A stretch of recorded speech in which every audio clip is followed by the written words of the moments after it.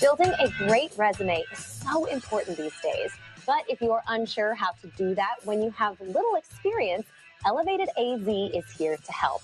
Jennifer Mellor, Chief Innovative Officer of Greater Phoenix Chamber Foundation, is here to talk all about it. Welcome, Jennifer. Thank you for being here. Thanks for having me. Absolutely. This is cool. We were just kind of chatting about it, but let's let everybody else in on what ElevateEdAZ is. Yes, ElevateEdAZ is actually a program where we're working in high schools across Maricopa County to try to get more and more students into college and career. And we're doing that by getting them engaged in their high school CTE programs, getting them early college credit and industry recognized credentials, and then most importantly, getting them internships with local employers aligned with their program of study. So that's so important, right? You want to get those building blocks right away. And I want to address the fact that I said that incorrectly. I'm so sorry. So it's ElevateEdAZ. Yes. Because this is really focused on high school age, college age students who are still in their education stage looking forward. Absolutely. And we're looking for high school students that may want to go into post-secondary education or may want to go directly into a job, and making sure they're as prepared as possible to get that next step. And so you guys are there to help in terms of resumes. How important is a resume for a high school student?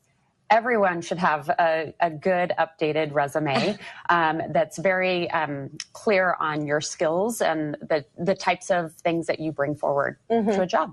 Okay, so say you are a high school student. Maybe you don't have a ton of experience because you're still really young. What are some good tips for structuring your resume?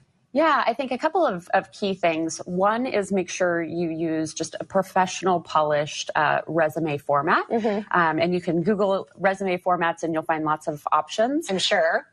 Also making sure you have a professional email address, because people do look at that. And then capturing skills that you may have attained through volunteer activities, club activities. It could be sports or things that you've learned in the classroom. So you may have gotten a certification through one of your CTE courses. That's important to highlight. If you're captain of the football team, that shows leadership, and that's important to highlight. So just finding ways that your experiences can show that you have skills that are needed by an employer. Because when you're this age, we don't expect that you've been the CEO of a company for 5-10 years because you're so young. So it's really more about showing how well-rounded you are as a person. Absolutely. And I think the biggest thing that employers are looking for is the ability to show up on time. So one of the things that you may have seen on the resume that's being highlighted is perfect attendance. That is something that's key for an employer that's looking for somebody that they know is going to show up to the job every day. Okay, kids, go to school, show up on time so that you can get a job in your future. So I want to make sure that I say this correctly. So how do you structure a resume so that it passes through applicant tracking systems? Now, what are applicant tracking systems? Yes. So when you submit a job online, it goes through an applicant tracking system. So an automated AI bot that's basically going through your resume and it's searching for keywords.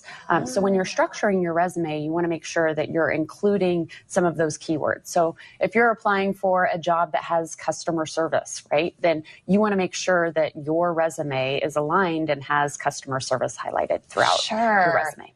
Everything is so AI heavy, and this isn't on our list, so I'm going to throw you a curveball here really quickly. How recognizable is it to use an AI resume? Is that something that you really say, no, don't do it?